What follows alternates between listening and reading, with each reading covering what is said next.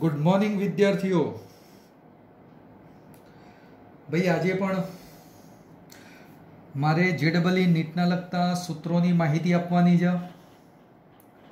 આગળ પણ મેં બે લેક્ચરની અંદર સૂત્રો સમજાયેલા હતા જે આપણે ટેક્સ્ટબુકમાં નથી, પણ એ યાદ રાખશો તો તમે MCQ સરળતાથી ગણી શકશો. આજે પણ એવી શોર્ટ ટ્રીકો હું તમને આપું છું. ચલો ભાઈ, પહેલી બાબત મિત્ર, આપણે એટલી વસ્તુ ભણી ગયેલા છીએ કે સમાન વિદ્યુત ક્ષેત્રમાં, જો ભાઈ સમાન વિદ્યુત ક્ષેત્રમાં ડાયપોલ મૂકીએ તો સાહેબ શું થતું હતું? સાહેબ સમાન ક્ષેત્રમાં ડાયપોલ મૂકીએ ને તો યાદ કરીએ, ડાયપોલ ઉપર પરિણામી બળ 0 જ બનતું હતું. ડાયપોલ ઉપર મિત્ર પરિણામી બળ 0 જ હોય. યાદ રાખજો, કયું ક્ષેત્ર છે? સમાન વિદ્યુત ક્ષેત્રની વાત. તો ડાયપોલ ઉપર બળ 0 હોય અને ટોર્ક ઇઝ ઇક્વલ ટુ, યાદ કર, PE sin થીટા. હા, સદિશ સ્વરૂપે લખીએ તો P ક્રોસ E બનતું હતું. આ પણ મિત્ર મેં સમજાવી દીધું હતું. અને આની અંદર મિત્ર મેં તમને સમતોલન સ્થિતિ અને અસંતુલન સ્થિતિ સમજાવી હતી. કોઈ કે સાહેબ કઈ ખાસ યાદ રાખવાની હો ભાઈ. યારે જો સાહેબ થીટા 0 મૂકી દઉં ને, થીટા 0, જો ભાઈ બળ તો 0 હતું જ. બળ કેવું હતું? 0. અને આની અંદર થીટા 0 મૂકજે ભાઈ. થીટા 0 મૂકી દઈએ ને તો ટોર્ક પણ કેવું? 0. આનો મતલબ શું કહું? તમારો ડાયપોલ અને વિદ્યુત ક્ષેત્ર એક જ દિશામાં, આ વિદ્યુત ક્ષેત્ર અને ડાયપોલ મોમેન્ટ એક જ દિશામાં, ત્યારે બળે 0, ટોર્કે 0, એટલે ડાયપોલ રેખીય ગતિ ન કરે. બકા રેખીય ગતિ કેમ ન કરે? બળ 0 જ. બળ 0 હોય તો રેખીય ગતિ ના થાય. ટોર્ક 0 છે ભાઈ, તો ચાક ગતિ પણ ન કરે. બળ અને ટોર્ક બંને 0 એટલે રેખીય ગતિ ના થાય, ચાક ગતિ ના થાય, એટલે ડાયપોલ એમના એમ જ રહે, કોઈ ફરક પડે નહીં. હવે સમજ, આને કહેવામાં આવે સંતુલન સ્થિતિ. સંતુલન સ્થિતિ બોલશો તોય વાંધો. આ પહેલી પરિસ્થિતિ. સંતુલન સ્થિતિમાં યાદ રાખો, થીટા 0 બને, રેખીય ગતિ ન થાય અને ચાક ગતિ એ ન થાય. એવો ને એવો બીજો મુદ્દો પણ ભણાયો તો સાહેબ. થીટા 180 લઉં તો જો ભાઈ બળ તો કેવું હતું? 0 હતું જ. પણ હવે થીટા અહીંયા 180 મૂકશો ને તો ટોર્ક પણ 0. હવે ટોર્ક 0 તો આનો મતલબ કે તમારું વિદ્યુત ક્ષેત્ર આ બાજુ છે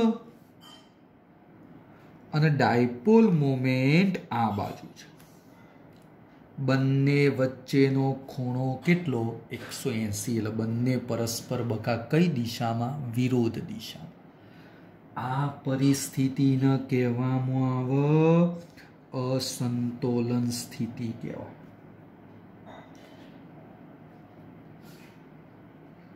અસંતુલન સ્થિતિ કહેવાય. પેલી સંતુલન સ્થિતિ હતી, સમતુલન સ્થિતિ હતી. આ સંતુલન સ્થિતિ કહેવામાં આવતી હોય.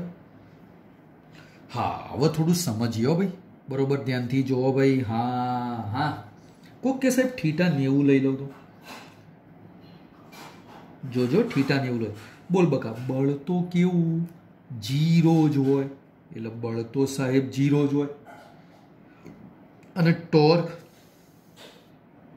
બકા અહીંયા જો 90 મૂકો તો sin 90 એટલે 1. sin 90 1 નહીં, એટલે પેલું માત્ર કયું વધ્યું? P. P કેવું થઈ ગયું? મેક્સિમમ. એનો મતલબ અહીંયા થયું શું બકા? આ સંતુલન સ્થિતિમાં રેખીય ગતિ ન થાય, ચાક ગતિ ન થાય, તો બંને 0 છે. અસંતુલન સ્થિતિમાં એ બંને 0. રેખીય ગતિ ન થાય અને ચાક ગતિ એ ન થાય. પણ આની અંદર ચલો બળ 0 એટલે રેખીય ગતિ ન થાય. રેખીય ગતિ મિત્ર થશે નહીં. પણ હા સાહેબ ટોર્ક તો લાગે જ, અને ટોર્ક લાગન તો એનો મતલબ ચાક ગતિ કરશે. આપણો ડાયપોલ ચાક ગતિ કરશે. કેમ સાહેબ? ટોર્ક લાગે જ, અને ટોર્ક લાગે તો ચાક ગતિ ભ્રમણ. ચાક ગતિ એટલે મિત્ર ભ્રમણ કરશે. આ એક ટોપિક હતો. આગળ પણ મેં તમને સમજાવી દીધો. આવી એક બાબત પણ મિત્ર મેં તમને સમજાયેલી છે. યાદ કર ભાઈ, તું યાદ કર. અસમાન ક્ષેત્રમાં ડાયપોલ મૂકીએ તો શું પરિસ્થિતિ બને? ધ્યાનથી જો ભાઈ. અસમાન ક્ષેત્રમાં ડાયપોલ મૂકી દો ભાઈ. અસમાન ક્ષેત્રમાં ડાયપોલ. તો ચલ ભાઈ, સ્કેચ પેન નહીં મજા આવે. કેમ? બકા બહુ જાડું લખાય છે. આપણે સાહેબ પેનથી જ રાખીએ. ઓકે. અસમાન ક્ષેત્રમાં ડાયપોલ મૂકીએ ને તો યાદ કર, બળ કદી 0 ના થાય. એનો મતલબ બળ તો લાગે જ, અને બળ લાગે ને તો આપણો પદાર્થ રેખીય ગતિ કરે જ. રેખીય ગતિ તો કરશે જ. આમાં બળ 0 હતો એટલે જો બકા રેખીય ગતિ કોઈમાં પણ થતી નથી, પણ આની અંદર બળ લાગશે જ. એટલે રેખીય ગતિ મિત્ર કરતો જ હોય છે. હા, અસમાન ક્ષેત્ર એટલે યાદ હોય ને તો મેં આવી તમને બાબત સમજાવી હતી. જો આ અસમાન ક્ષેત્ર, આ બાજુ ક્ષેત્ર કેવું કહેવાય? પ્રબળ કહેવાય. જે બાજુ ક્ષેત્ર પ્રબળ હોય ડાયપોલ એ બાજુ મિત્રમ ખસે, એ બાજુ ગતિ કરશે. ડાયપોલ એ બાજુ ગતિ કરતો હોય છે. ઓકે. અને એના બળનું સૂત્ર પણ મિત્ર આપણે ભણાવી દીધું હતું, યાદ હોય તો. F બરાબર P. યાદ કર, DE/dx અને cos થીટા. આવું એક નાનકડું સૂત્ર આપણે આગળ તમને સમજાયેલું છે. અત્યારે આટલું યાદ રાખો. ચલો મિત્ર, એના પછી આવતું હતું વિદ્યુત ફ્લક્સ. વિદ્યુત ફ્લક્સનું સૂત્ર બધા જાણો છો લે ભાઈ. ઓ ભાઈ, વિદ્યુત ફ્લક્સ નહીં, વિદ્યુત ફ્લક્સ ફાઈ. અને વિદ્યુત ફ્લક્સ ફાઈ બરાબર 3 વસ્તુ. E.S એ લખાય અથવા એ પણ લખાય. ડોટ કાઢી નાખીએ તો E cos થીટા. થીટા કોની વચ્ચેનો કોણ? E અને એ વચ્ચેનો કોણ. આપણે આ બધું ભણાવી દીધેલું છે. બકા ફ્લક્સનો એકમ વેબર, વેફર નહીં વેબર. ઓકે. આપણે મિત્ર મેં તમને બધું ભણાવી દીધેલું છે. હા, પછી ગાઉસનો નિયમ મેં તમને ભણાવી દીધેલો હતો. આની આપણે મિત્ર વધારે ચર્ચા કરતા નથી. બોલ, ગાઉસના નિયમમાં શું કીધેલું હતું? આગળ બધી માથાકૂટ કરેલી હો ભાઈ. ગાઉસના નિયમની અંદર બંધ પૃષ્ઠ વડે ઘેરાતું ફ્લક્સ ઇઝ ઇક્વલ ટુ ઘેરાતો વિદ્યુત ભાર અને એપ્સાઇલોન 0 નો ગુણોત્તર. હા, અને ફ્લક્સ બરાબર આપણે એવું લખતા હતા, E.A લખ્યું હતું, અને અમુક પરિસ્થિતિમાં સંકલનમાં E.ds એ લખાય અથવા સાહેબ નાનકડો ખંડ DA લખાય. અહીંયા ds લખો, DA લખો ભાઈ, કોઈ વાંધો આવતો નથી. ખાસ કહી દઉં છું મિત્ર. એટલે આ બધી બાબત ઓલરેડી આપણે ભણાવી દીધેલી છે. આજે મિત્ર મારે તને થોડું નવું ભણાવવાનું છે. તો ચલો ભાઈ, હવે ધ્યાનથી જો મિત્ર. ચલો ભાઈ, જોતો રહેજે. હો, બરોબર ધ્યાનથી જોતો રહેજે. માની લો મિત્ર આવી રીતે, બરોબર. જો ભાઈ, એક બોક્સ આપી દીધો, સમઘન એક બોક્સ છે. બરોબર, ધ્યાનથી જો ભાઈ. હા, હવે મિત્ર હું એમ કહી દઉં, આની અંદર વચ્ચે ક્યુ વિદ્યુત ભાર મૂકું. વચ્ચે ક્યુ વિદ્યુત ભાર મૂક્યો છે. બધાની નજર અહીંયા ભાઈ જોતા રહેજો. हाँ, वच्चे साहेब क्यों विद्युत भार में मूक्यो? तो आखा बॉक्सनी अंदर घेरातो विद्युत भार क्यों? भाई वच्चे ज बॉक्स होय तो एनी अंदर वच्चे विद्युत भार, અને વચ્ચે વિદ્યુત ભાર હોય તો આખા બોક્સની અંદર ઘેરાતો વિદ્યુત ભાર ક્યુ કહી શકાય. ઓકે, તો ભાઈ આના માટે સંકળાયેલું ફ્લક્સ તો ઘેરાતો વિદ્યુત ભાર ક્યુ અપોન એપ્સાઇલોન 0. પણ ભાઈ મારો એક પ્રશ્ન ખાસ અગત્યનો ધ્યાનથી જો. કોક વિદ્યાર્થી કે સાહેબ આ એક જ સપાટી સાથે સંકળાયેલું ફ્લક્સ એટલે ખબર હોય તો વિદ્યુત ક્ષેત્ર રેખાઓની સંખ્યા આપણે કહેતા હતા. તો આ એક જ સપાટીમાંથી બહાર આવતી ક્ષેત્ર રેખાઓની સંખ્યા એટલે ફ્લક્સ. મિત્ર આ ફ્લક્સ કેટલી સપાટીઓનું? કુલ ફ્લક્સ. આ મિત્ર કેવું છે? કુલ ફ્લક્સ. હવે સાંભળજે, કુલ ફ્લક્સ જો આટલું હોય તો મારે તો 6 સપાટીઓનું આ થયું. ભાઈ બોક્સની અંદર સપાટી કેટલી હોય? ઉપર હોય, નીચે હોય અને 4 દિવાલો હોય એટલે 6 સપાટીનું કુલ ફ્લક્સ આટલું. તો એક જ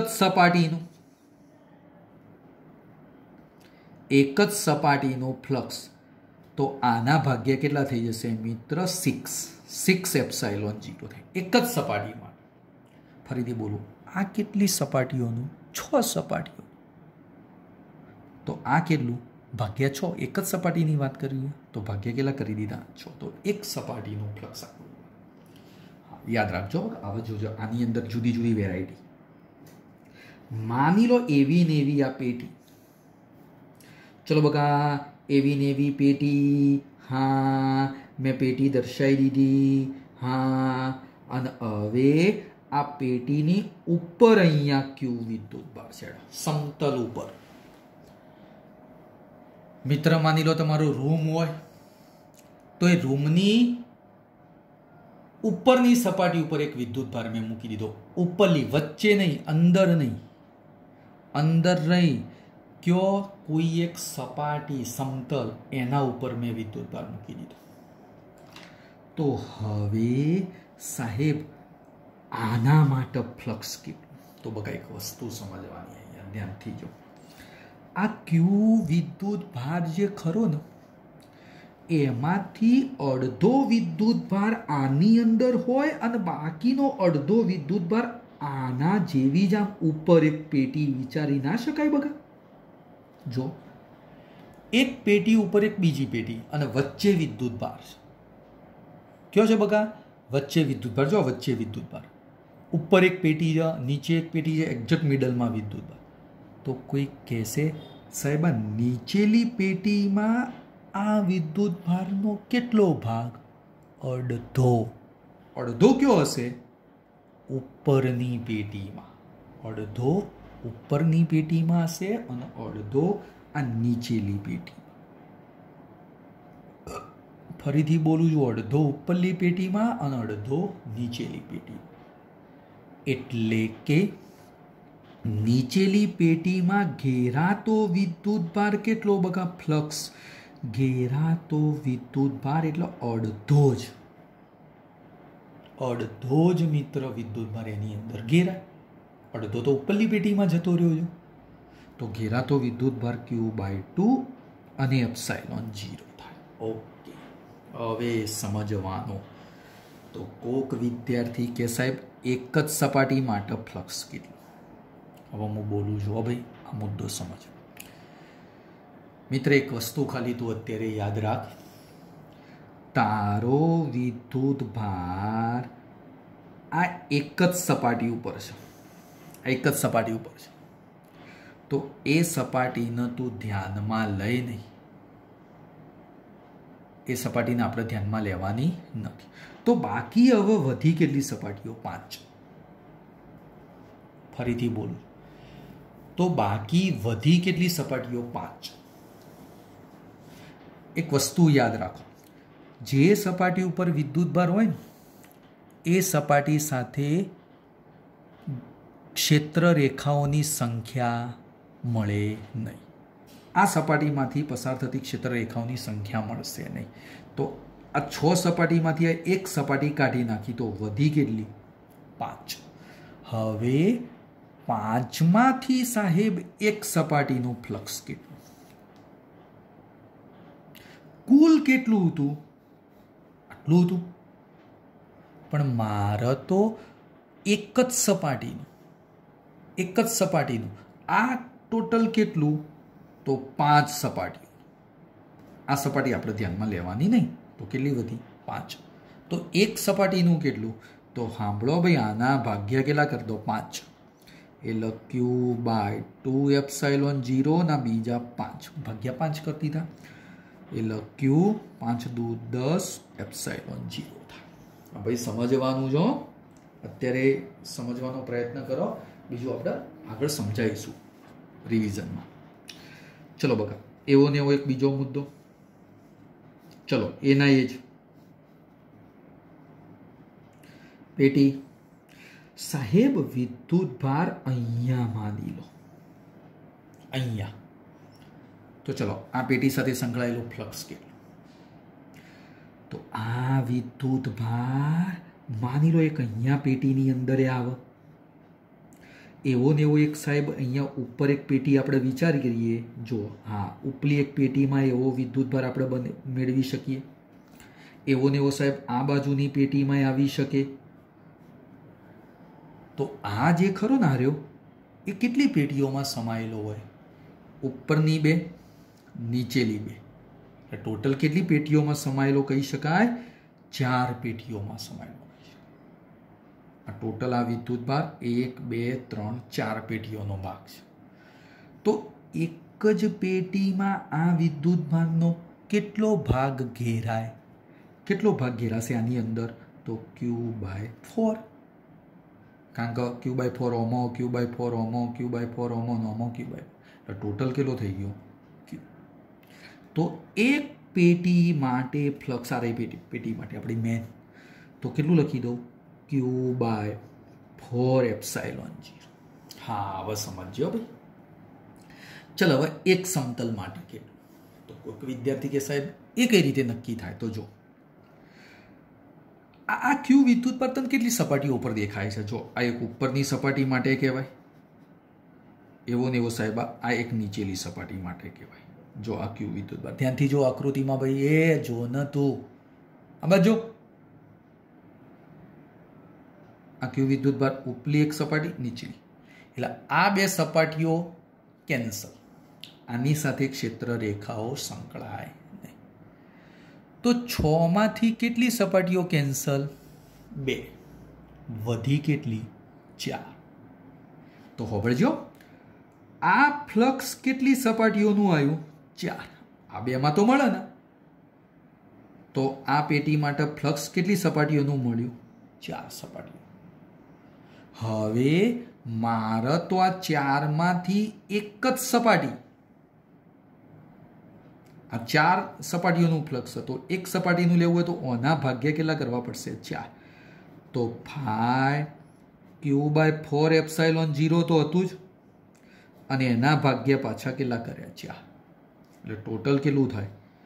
Q/16ε0. ફરીથી બોલું, આ ફ્લક્સ મને કયું મળ્યું કહું? વિદ્યુત ભાર અહીંયા છે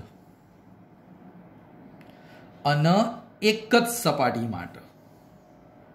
તો કોઈ કે સાહેબ આ કયું? વિદ્યુત ભાર અહીંયા છે પણ કુલ ફ્લક્સ આગળ છે. હજી એક છેલ્લું ઉદાહરણ માની લો. એવી ને એવી જ બાબત, પેટી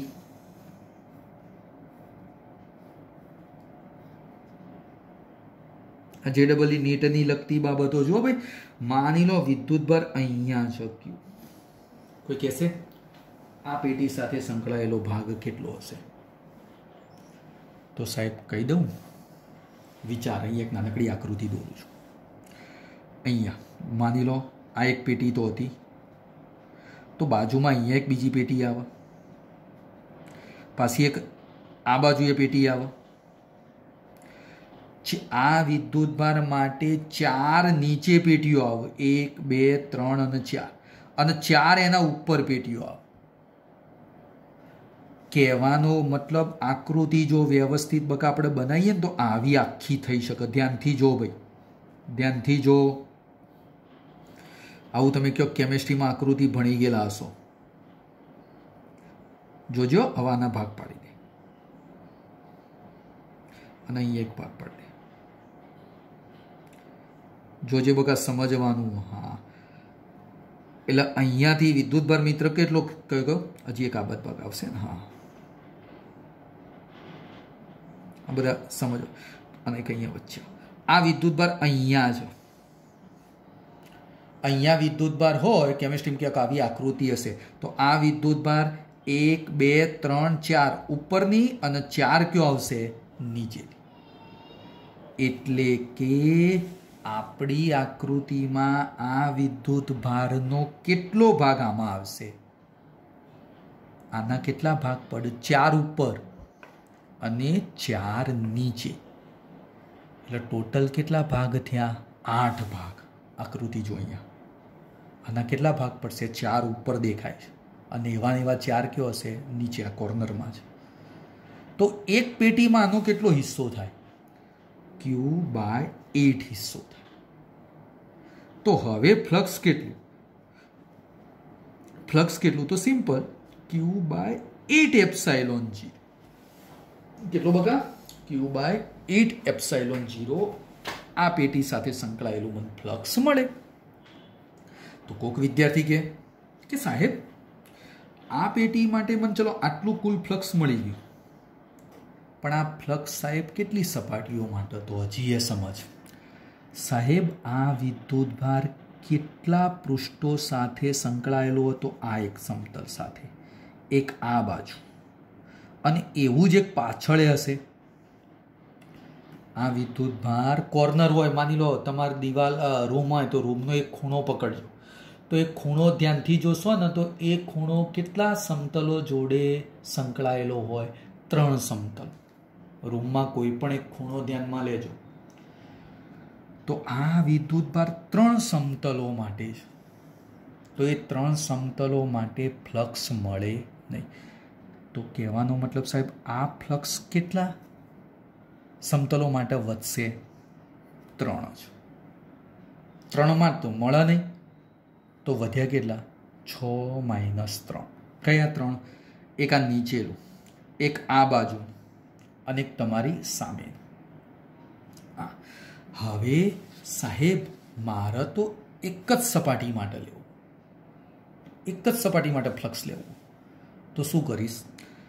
3 સપાટીનું આટલું, તો એક સપાટીનું એટલે આના ભાગ્યા કેટલા કરો? 3. એટલે Q/8 એપ્સાઇલોન 0 તો હતા ને ભાગ્યા કેટલા કર્યા? 3. તો જવાબ કેટલો બને? Q8 * 24 એપ્સાઇલોન 0 બને. જો મિત્ર આકૃતિઓ જોતા રહો. આ ક્યુના આમાં કેટલા ભાગ પડ્યા? 2 ભાગ્યા 2. આમાં કેટલા ભાગ પડ્યા? 4. અને આમાં કેટલા ભાગ પડ્યા? આ ક્યુના 8 ભાગ. આમાં કેટલી સપાટીઓ હતી? એક સમતલ કેન્સલ થાય એટલે બાકી વધી કેટલી? 5. આમાં કેટલા સમતલ કેન્સલ થયા? 2. તો કેટલી સપાટીઓ માટે બને? 4 સપાટીઓ. અને આમાં કેટલી સપાટીઓ કેન્સલ થાય? 1 2 અને એક પાછળની 3. તો વધી કેટલી? 3. તો આના ભાગ્યા 3 કરો, આના ભાગે અહીંયા 4 કર્યા અને આના ભાગે અહીંયા કેટલા કરી દીધા? 5 કર્યા. તો મને શું મળે? એક સપાટી માટે ફ્લક્સ. મુદ્દો સમજવા જેવો હતો. ચલો બકા એક બીજી એક નાનકડી બાબત ઝડપથી ધ્યાન આપી દે. ધ્યાન આપી દે ભાઈ, ધ્યાન આપી દે. એ માની લે 2 વિદ્યુત ભારિત ગોળાઓ હવામાં હતા. આ એક વિદ્યુત ભારિત ગોળો, આ બીજો એક વિદ્યુત ભારિત ગોળો. એ 2 વચ્ચેનો ખૂણો થીટા. બંને ગોળાઓ ક્યો હતા? હવામાં. હવે આ માની લો Q છે, આ એક Q છે. 2 વચ્ચે અપાકર્ષણ થાય, સજાતીય છે. અપાકર્ષણ થાય. અપાકર્ષણ બળ અને તણાવ બળનો સંબંધ જો દર્શાવવો હોય તો માની લો દોરી જો તણાવ બળ T આવ્યો આ ગોળાનું દળ એમ હતું તો વજન બળ mg આવે. આ તણાબળ T, આ ગોળાનું દળ m તો વજન બળ mg. આ અપાકર્ષણ બળ F આવશે. કયું આવશે મિત્ર? અપાકર્ષણ બળ. કેટલા મુદ્દા આયા?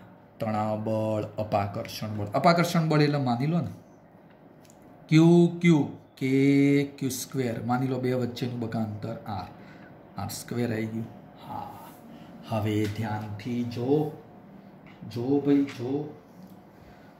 ધારો કે સાહેબ આ ખૂણો થીટા કહી દો. જો આકૃતિ ભાઈ ફરીથી અહીંયા દોરું છું, ધ્યાનથી જો. ઝૂમ બરાબર ઝૂમ. અહીંયા જો હેડો કેવી આકૃતિ? ઝૂમ બરાબર ઝૂમ. ઝૂમ એક ગોળો, આ બાજુ માની લો બીજો ગોળો, અડધો ખૂણો બગા મુઠ્ઠીટા ગો અડધો ખૂણો. ચલો આ ક્યુ, આ ક્યુ, તો અપાકર્ષણ બળ F બરાબર કે Q square upon r square, વજન બળ mg અને તણાવ બળ T. તો મિત્ર મને આ ટી ના બે ઘટકો મળે. આ ખૂણો પણ કેટલો થાય સાહેબ? થીટા જ થાય. જો ભાઈ આ એક જ ઊભી લાઈન, આ થીટા તો આ થીટા જો n બની જાય છે. તો મને ટી ના કેટલા ઘટકો મળે? આ ટી નો ખૂણાની બાજુનો ઘટક એટલે ટી કોસ થીટા, અને એને લંબ આ બાજુ ટી સાઇન થીટા. આવું પદ આવો બગા, આ સમજવાનું છે. તો ચલો બગા, સંતુલિત સ્થિતિમાં ચલો મિત્ર ભાઈ ધ્યાનથી જો. સંતુલન સ્થિતિમાં સામસામેના બળો કેવા? સમાન. તો ચલો આ બાજુ ટી સાઇન થીટા, તો આ બાજુ આ T sine theta is equal to કે Q square upon r square. જો ભાઈ એ આ બાજુ ટી સાઇન થીટા, તો આ બાજુ કયું સામસામે? ચલો ઉપર નીચે. ઉપર ગયું ટી કોસ થીટા, તો નીચે કયું? mg. જો લે ઉપર નીચે. ચલો બકા આ બંનેનો ગુણોત્તર લઈ લો. આ બંનેનો શું લઈ લે ભાઈ? ગુણોત્તર. તો મિત્ર ગુણોત્તર લો તો ટી ઢસ ઢસ, ટી ઢસ ઢસ, સાઇન ભાગ્યા કોસ, એ જો ને સાઇન ભાગ્યા cos ten theta is equal to કે ક્યુ સ્ક્વેર r સ્ક્વેર, અને આ પદમાં કયું? mg. આવું સૂત્ર ખાલી સમજ. હા, મારો પ્રશ્ન આ નથી. મારો પ્રશ્ન હવે કે સાહેબ આ જે ગોળો છે ને, ગોળો એની ઘનતા રો છે. એની ઘનતા કેવી કીધી બકા? રો કીધી. હા, આખી બાબત ક્યો હતી? હવામાં. આખી બાબત ક્યો હતી? હવામાં. હવે સાહેબ આખું સાધન ને હું પ્રવાહીમાં ડૂબાડી દઉં. આખું સાધન પ્રવાહીમાં ડૂબાડી દઉં. આના આજ કોઈ જ ફરક નહીં. તો જો આધાર, આ પહેલો ગોળો, એના ઉપર ક્યુ વિદ્યુત ભાર, આ બાજુ સાહેબ આ બીજો ગોળો, એના ઉપર ક્યુ વિદ્યુત ભાર, આ ખૂણો પણ સેમ. ખૂણો પણ મિત્ર સેમ, અંતર એ સેમ. બળ બદલાઈ જાય, એફડેશ થઈ જાય, કારણ કે આ શું આવ્યું બકા? માધ્યમ આવ્યું, પ્રવાહી વાળું માધ્યમ આવ્યું. અપાકર્ષણ બળ મિત્ર શું થાય? બદલાઈ જાય. વજન બળ mg, તણાવ બળ પણ મિત્ર એના એ જ રહે. બધી બાબતો મિત્ર સમજ. મારે આ પ્રવાહી જે આલી ને બકા, પ્રવાહીની માની લે ઘનતા ρ0 હોય તો મારો પ્રશ્ન આ પ્રવાહીનો ડાઇલેક્ટ્રિક અચળાંક કે કેટલો થાય? ફરીથી બોલું, ગોળાની ઘનતા કેટલી કીધી હતી? ρ. પ્રવાહીની ઘનતા ρ0. તો આ પ્રવાહીનો ડાઇલેક્ટ્રિક અચળાંક કે કેટલો થાય? ફરીથી બોલું, આ સાધન કયો હતું? પહેલા હવામાં, એને કયો મૂકી દીધું? પ્રવાહી. એને બકા ક્યાં મૂકી દીધું? પ્રવાહીમાં. ખૂણો નથી બદલાતો અને બે ગોળા વચ્ચેનું અંતર પણ બદલાતું નથી. તો પ્રવાહીનો ડાઇલેક્ટ્રિક અચળાંક કેટલો? તો એનું એક સૂત્ર યાદ રાખજો, કે બરાબર rho upon rho minus rho 0. એક સૂત્ર ખાલી યાદ રાખવાનું. આ સૂત્ર બકા એક યાદ રાખવાનું થશે. એટલે ફરીથી પહેલા ભાઈ પ્રયોગ કયો તમે કર્યો? હવામાં. અને પછી પ્રયોગ કયો કર્યો? માધ્યમમાં. પછી પ્રયોગ તમે કયો કર્યો? માધ્યમમાં. હા, એનો મતલબ કે માધ્યમની અંદર પ્રયોગ કરો તો શું નહીં બદલાતું? થીટા નહીં બદલાતા, પેલું અંતર નહીં બદલાતું, બધું એમને એમ રહે. તો માધ્યમનો ડાઇલેક્ટ્રિક અચળાંક કેટલો બની જશે? K = rho upon rho minus rho 0 બની જતું હોય છે. તો મિત્ર, આજે આટલા સુધી રાખું છું. નેક્સ્ટ લેક્ચરની અંદર આપણે કંઈક આગળ નવું ભણાવીશું. કેવું બકા? નવું ભણાવીશું. પ્રેક્ટિસ કરતા રહો. ટૂંક સમયમાં 1-2 દિવસની અંદર સેકન્ડ ચેપ્ટર આપણે ચાલુ કરીશું. સમજવાનો પ્રયત્ન. Okay, best of luck.